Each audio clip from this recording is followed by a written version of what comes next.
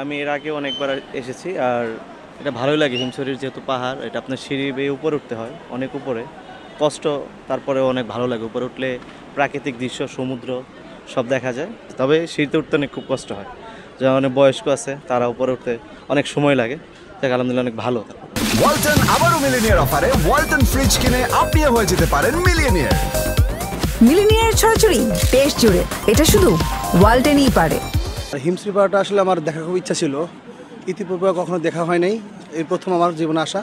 কিন্তু সিঁড়িটা অনেক উঁচুতে, এখানে আসলে ওঠাটা খুব একটা টাফ আমি মনে করি, খুব চ্যালেঞ্জিংয়ের বিষয়। ইয়াং জেনারেশন যা আছে তারা উঠতে পারে, কিন্তু যারা বৃদ্ধ লোক তারা আসলে উঠতে পারে না। এখান থেকে আসলে সমুদ্রটা খুব সুন্দর একটা মনোরম পরিবেশে দেখা যায় আর কি। আর বাতাসের কথা যে বলতে চাই, আলহামদুলিল্লাহ। আমার আজকে পুরস্কার দিবেন।